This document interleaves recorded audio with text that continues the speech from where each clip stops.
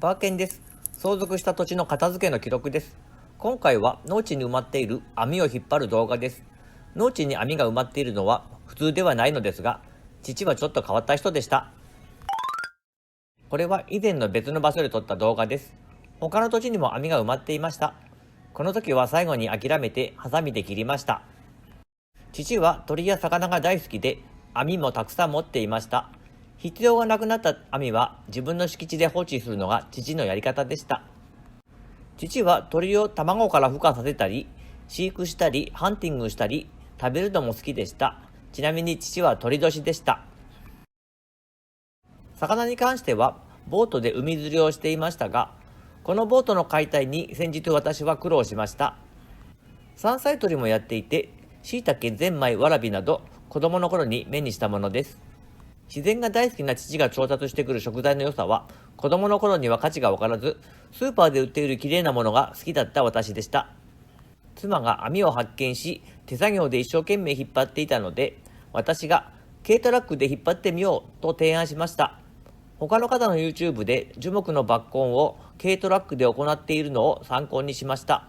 何かを引っ張りたいけど人力ではちょっと難しい、そんな方に参考になるかもしれません。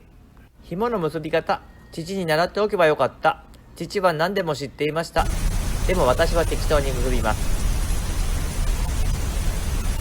これから2分ほど網を引っ張ります。引っ張ってみるわ。セットだよ。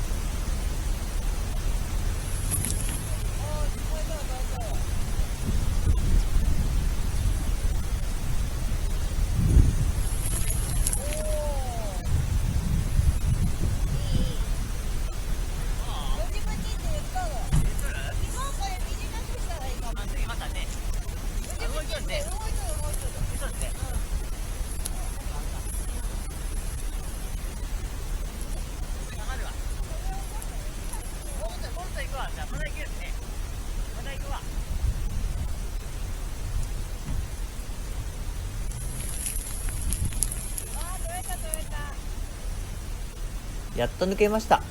でも映像は地味です。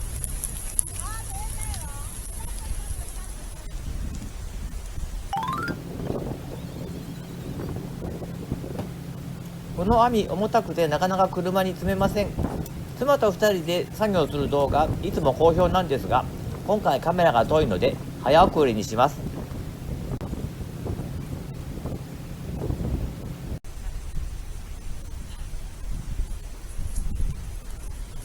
よかった。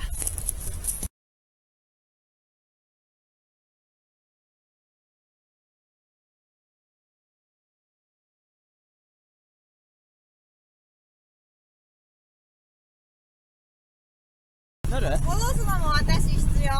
網を移動します。車の荷台にカメラを乗せて臨場感のある映像をお見せします。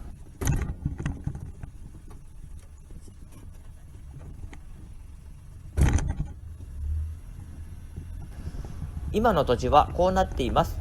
お金は払ったのですが全然進んでいないのです。でも私はまだかまだかと催促するのが好きではないのでじっと待ちます。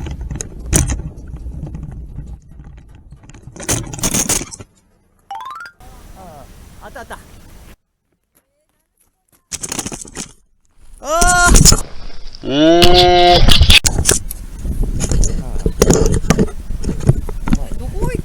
車の上に置いとったんや。